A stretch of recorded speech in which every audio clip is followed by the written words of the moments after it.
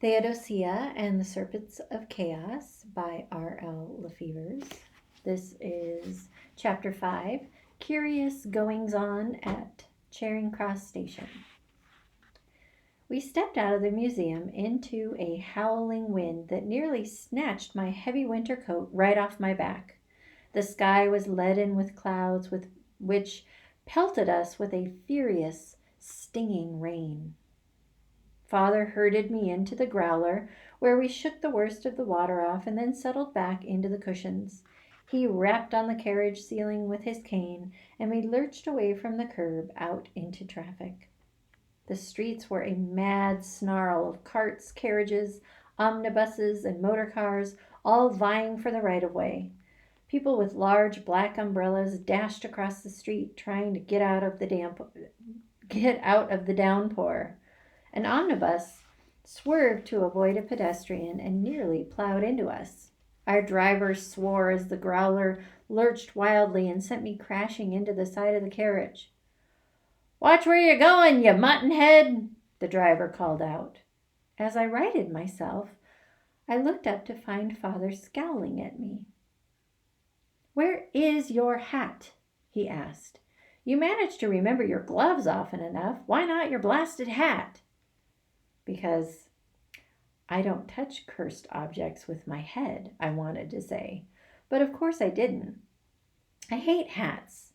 They feel like they're squishing my head, squeezing and squeezing until my brain feels all mushed up, like porridge in a too small bowl. Father frowned. "Really, Theodosia, you need to get a hold of that imagination of yours. One of these days you're going to catch your death. Why is it that parents only notice you long enough to scold? If you do something right, say bring them lunch or help them out with a puzzle, they act as if you're invisible. But let one silly mistake slip by like a forgotten hat, and they read you the riot act." I looked out the window and forced myself not to squirm with impatience. Mother had been gone for ages, and I couldn't wait to see her. It was my fondest hope that she'd been so homesick she'd swear she'd never go away again. Most mothers don't leave their homes for months on end, but then most mums weren't as wonderful as mine. She's dashing and adventurous and oh so clever, and an American. She doesn't pay too much attention to stuffy old conventions. Grandmother Throckmorton says I take very much after my mother. I don't think she means that as a compliment. Hopefully, Mother would want to dash straight home and have one of those warm, happy family meetings or evenings that I miss so much. I was getting just a bit tired of sleeping in the sarcophagus. A night or two is an adventure, but 4 nights in a row is an ordeal. I was running out of clean frocks, I was dying for a proper meal, and there never seemed to be enough blankets at night. The cab pulled up in front of Charing Cross Station, and we tumbled out onto the street. Father managed to catch me just before I landed in a nasty puddle. We made our way toward the station, jostled this way and that by the crowd. I felt like a billiard ball let loose on the billiard table. Afraid I'd lose Father in the crush, I grabbed the tail of his greatcoat. A path opened up mysteriously in front of him. I couldn't be sure, but I suspect he was using his cane, gently of course, to encourage people to make way for us. After one particularly bad jostle, I felt a cold, small hand next to mine on Father's coat. I watched, shocked, as the hand reached into Father's pocket and pulled out his wallet. Without thinking, I reached out and clamped down on the grimy wrist. The wallet dropped back into Father's pocket, and the owner of the wrist gave a low squeal. "Blimey! Let me go! Let me go! Don't call for the police, miss. I was just going to look at it, then put it right back." The squealer had a button nose, and 2 bright blue eyes peeked out of his soot-covered face. "You were not," I hissed, not ready to bring a mob of officials down on him quite yet. After all, he looked to be an unfortunate soul. Mother and Father are quite firm in their teachings that we must be kind to those less fortunate than ourselves. Still, I didn't think that meant he should be allowed to pick Father's pocket. Yes, I was. Honest. He wiggled frantically, tugging at his arm to get away. I won't turn you in, but you stay away from our pockets. Do you hear me? Swear it. I swears it. I swears it. Now let go already. Them fingernails of yours is right sharp. They weren't really, but I had angled them to their best advantage. It wasn't very nice, but then neither was picking pockets. Swear it on your mother's grave, I said solemnly. Through my work at the museum, I have learned that swearing on someone's grave is very serious business. He rolled his eyes and heaved a great irritated sigh. All right already, I swear it on me mother's grave. Very well then. I let go of his wrist. He gave a quick nod of thanks, then, before I could blink, he melted back into the crowd. Just then, Father glanced over his shoulder at me. Theodosia, what are you doing back there? Stop gawking and hurry up. Inside the station, we hustled along to the platform where Mum was waiting for us. She was one of the few passengers still there, and she sat perched atop one of her larger trunks. There was another pile of trunks and crates next to her that looked as if it would topple over at the next strong gust of wind. I was so happy to see her that I wanted to run and throw my arms around her, but it had been so long since I'd seen her I felt shy. Then she reached out and wrapped her arms around me in a wonderful hug that chased any doubts away. The soft fabric of her traveling suit under my cheek and the familiar scent of lilacs made me horribly aware of just how much I had missed her. I opened my eyes wide and blinked rapidly to keep from embarrassing myself. When Mum pulled back, her eyes were a bit damp too, and she took a minute to adjust her hat. Father had already begun surveying the luggage. Good heavens, Henrietta! Just how many new frocks did you acquire in Cairo anyway? Mother laid a gloved hand on his arm. These aren't my clothes, you ninny. There was some severe competition over there. She glanced meaningfully at me, which meant she didn't want to discuss this in front of me. I thought it best to keep some of the artifacts close by as opposed to shipping them. Father beamed at her. That's my girl. Mother got a warm look in her eye, and I had to look away so I didn't have to see them go all mushy. And it was a very good thing I did. The platform was mostly empty by this time. If it had been full, I'm sure I never would have noticed the man. Actually, he was trying very hard not to be noticed, which of course made him all the more noticeable. More important, the moment I laid eyes on him, it felt as if an icy-footed beetle were scuttling down my back. It was the same sensation I got whenever I discovered a cursed object in the museum. The man lurking in the shadows stared at Mother like a hungry vulture. No, not Mother. Her trunks.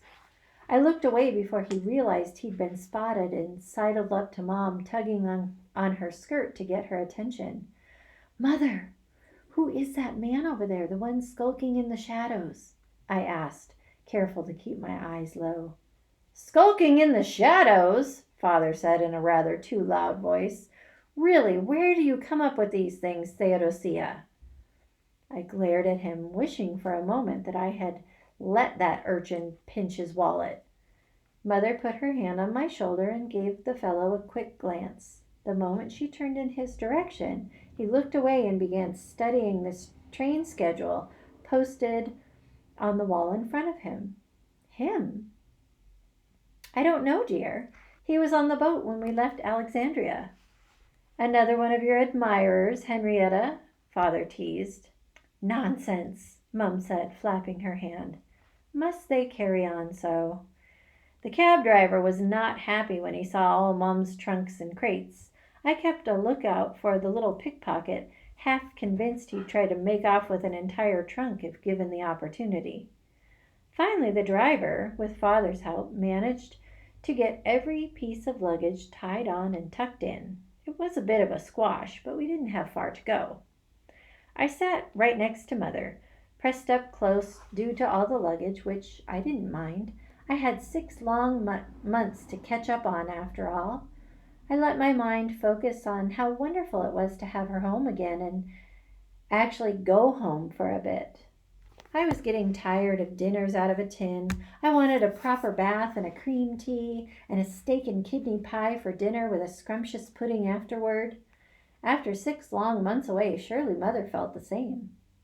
For the moment, I was happy to snuggle up against her and let the two of them talk their boring political talk. "So, how were things over there, Henrietta?" Father asked. Mum settled more firmly into the cushions. "Well, the French have calmed down some. The Americans are like puppies bounding all over the place in their enthusiasm, not minding who or what they step on, and the place was absolutely crawling with Germans." "Any sign of von Bregenschnott?" "Well, yes, actually. He's risen to a surprising level of influence considering that he's up to his elbows in smuggling antiquities out of the country. But I can't complain. He came to my assistance in convincing the local officials to let me take my discoveries out of the country and bring them home to England." "I don't know, Henrietta. I don't like having you anywhere near von Bregenschnott or men of his character." Mother waved her hand in the air. "Nonsense. I'm perfectly capable of taking care of myself." Yes, well, the Germans have been busy at home, too. Their naval build-up has the entire ministry uneasy. The Lord Chancellor offered them a treaty again, but Kaiser Wilhelm insists on concessions we refuse to make. Everyone's getting nervous. They're pretty sure he's up to something. Thoroughly bored with this conversation, I looked out the window. With a sinking heart, I noticed the growler turn away from Chesterfield Place and head down Marlborough Street toward the museum. I gave Father a questioning look. He reached out and patted my arm. "Don't worry, Theodosia. It will only be for a bit. We've got to drop some of these crates off at the museum, and your mother wants to show us a few of her new discoveries." A bit my bum, I thought. I settled back against the cushions and resigned myself to spending yet another night in the museum, which was probably just as well since I was terribly worried about Isis. I had to find a way to reverse that spell. Besides, it would only be for one more day. Come tomorrow, we'd have to go home. For one, it was only a few days before Christmas, and even my distracted parents emerged from their scholarly pursuits long enough to celebrate Christmas. The second reason was my younger brother Henry. He would be coming home from school tomorrow, and he hates the museum. He is so easily bored and becomes such a dreadful pest that by mutual consent, my parents avoid having him there for any length of time. Of course, I should be in school as well. I went for one term, and it was so horribly dull and boring. Unfortunately, I had the bad luck to get far better marks than the others, an unpardonable sin in their eyes. If I had any idea how unpopular that would make me, I would have flubbed the tests on purpose.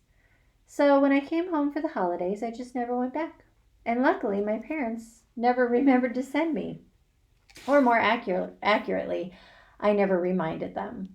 Once, when Father managed to remember on his own, I pointed out that my own studies of history, ancient languages, Greek, and hieroglyphics were far more rigorous than anything any school could come up with. He reluctantly agreed, and so we let the matter drop. Father had the growler pull round back to the loading dock. Dolge and Sweeney came out to meet us and hauled the crates and some of the trunks into the downstairs workroom and short-term storage area. Then Father instructed Dolge to hop in the growler and take the rest of Mum's things to our house. "So," Mother announced after all the fuss of unloading and seeing Dolge off, "who wants to see some new artifacts?" Father and I crowded around while Mum pulled a key out of her pocketbook and knelt down in front of the first trunk. "Oh, Alistair, it was all there exactly as you said it would be. Your research was simply brilliant," Mother said. As she fumbled with the lock, I was relieved to see she still had her gloves on. Father, too, I noticed as he rubbed his hands together in anticipation. I studied his face to see if there was any sign of bitterness. There didn't appear to be, but who could have blamed him if there was? Long ago, when I was only 2, Father, after years of painstaking research and study, discovered the likely whereabouts of the tomb of Thutmose III, a powerful pharaoh in Egypt's Middle Dynastic period. He and Mother made the trip to the Valley of the Kings, leaving me with my British grandmother, who, I'm quite sure, dressed me up in lacy frills and forced me to sit still for hours on end. Their expedition was a huge success, except for the fact that they were betrayed by a colleague, and a man named Victor Loretti claimed the official discovery. Even worse, the British Museum, which Father was working for at the time, refused to back him and accepted the discovery as Loretti's.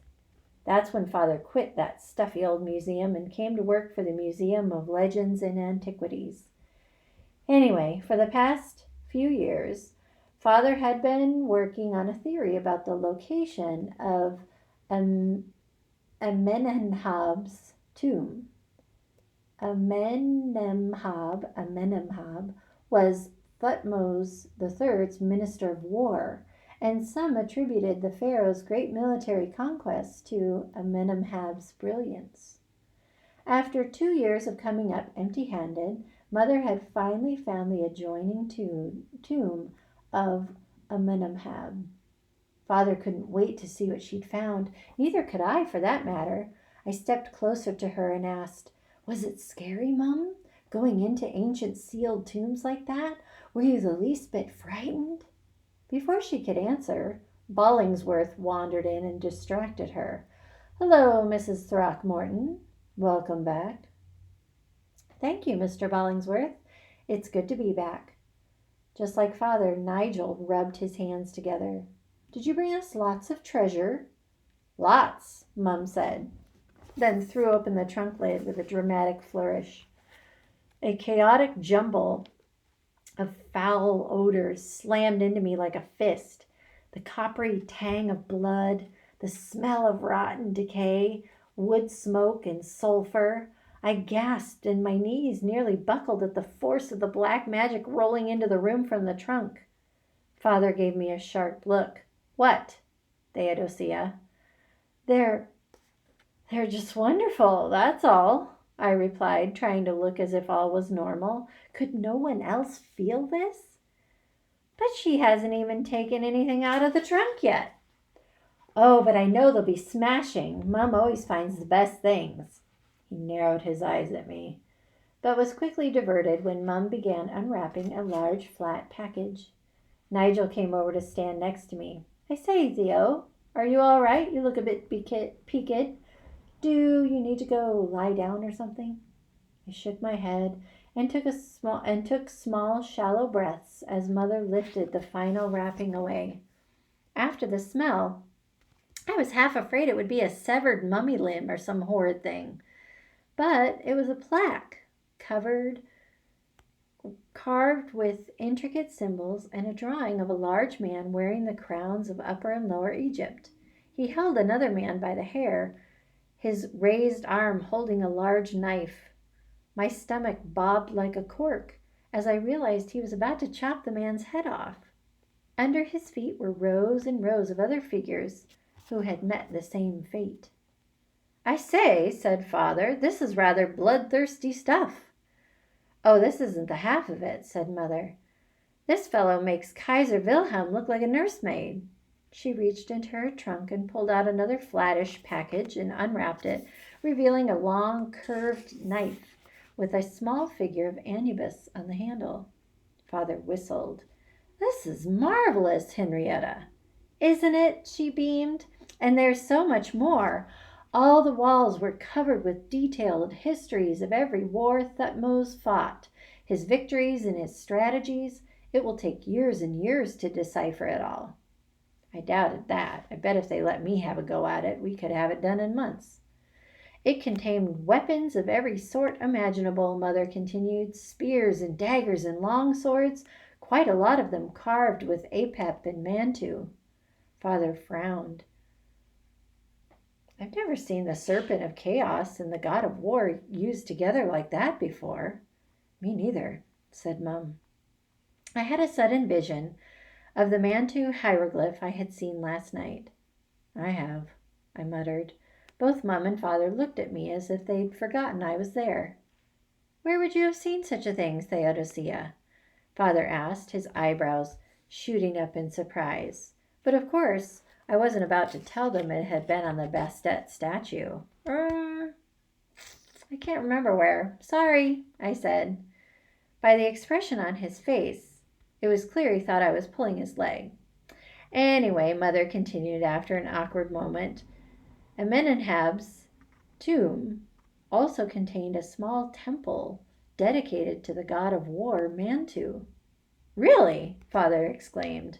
We spent the next few minutes happily examining steel after steel, spears, daggers, and all sorts of things. Then Fagenbush arrived and would have cast a pall over the whole proceeding, except Mother got one of her "I am so brilliantly clever" looks. She pulled her handbag out from under her arm and held it in front of her until she had everyone's attention. "Now, I want you to try and guess what I have in here," she announced, eyes sparkling. "Oh, Henrietta," Father said, "we can't possibly guess. Put us out of our misery." Mum smiled, opened her handbag, and slowly drew out a flat package. She laid it on her still gloved palm and began unwrapping the paper.